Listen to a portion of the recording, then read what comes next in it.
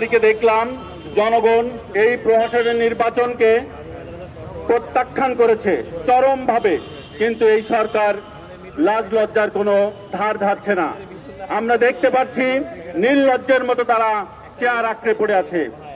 জনগণ, আমরা ছোটবেলায় দেখেছি এবং আপনারা সবাই দেখেছেন, ভোট যে একটা উৎসব ছিল, সেই উৎসবকে তারা এখন তামাশার পরিণত করেছে। এমনকি আমাদের বাংলাদেশের সর্বোচ্চ পর্যায়ের নাগরিকদের মধ্যে আমরা আমাদের বারগুলোতে যে নির্বাচন হয়, আমাদের ঢাকা বারে যদি কেউ সদস্য থেকে থাকেন বা আপনারা জানেন সাংবাদিক বন্ধুরা, এমনকি সুপ্রিম কোর্ট বারেও আমরা আজকে ভোট দিতে পারছি না।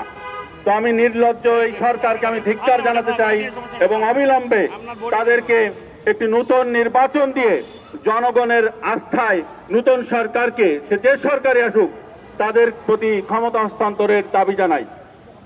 আর একটা বিষয় আপনারা দেখছেন যে নিত্যপণ্য মূল্যের বাজার আজকে লাগামহীন। কেন লাগামহীন? এই সরকার কোনো জনগণের সরকার নয়, এই সরকার ব্যবসায়ী সিন্ডিকেটের হাতে জিম্মি হয়ে গেছে।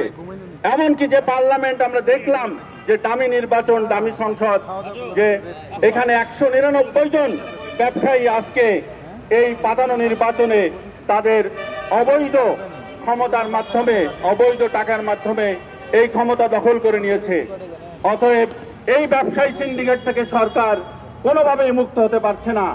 আর জনগণ ডুকরে কাটছে, রিক্সাওয়ালা, শ্রমিক, তাঁতি, তারা দুবেলা দুমুঠো খেতেও পারছে না, মধ্যবিত্ত ডুকরে কাটছে। তাই আমি আহ্বান জানাতে চাই, আজকে আমাদেরকে এখান থেকে প্রতিবাদ করতে হবে এবং জনগণকে বলতে চাই যে গণ অধিকার পরিষদের হাতে হাত মিলিয়ে আপনাদেরকে এই জনবিচ্ছিন্ন সরকারকে উৎখাত করতে হবে। আর সর্বশেষ বলতে চাই, দেখেন আমাদের কিছুদিন আমরা দেখলাম যে অসংখ্য মানুষ এখনো পর্যন্ত ডুকরে কাটছে, জেলখানায় তাদের জামিন হয় না। আমাদের সংবিধানের 38 নং অনুচ্ছেদে স্পষ্টভাবে বলা আছে যে সংগঠনের স্বাধীনতা, অর্থাৎ আমরা চাইলে প্রত্যেক নাগরিক স্বাধীনভাবে যে কোনো রাজনৈতিক দলের সদস্য হতে পারবে, সেটা আওয়ামী লীগ, বিএনপি, গণ অধিকার পরিষদ বা যে কোনো দল হতে পারে। চাইলে আপনি নতুন একটা দল করতে পারবেন।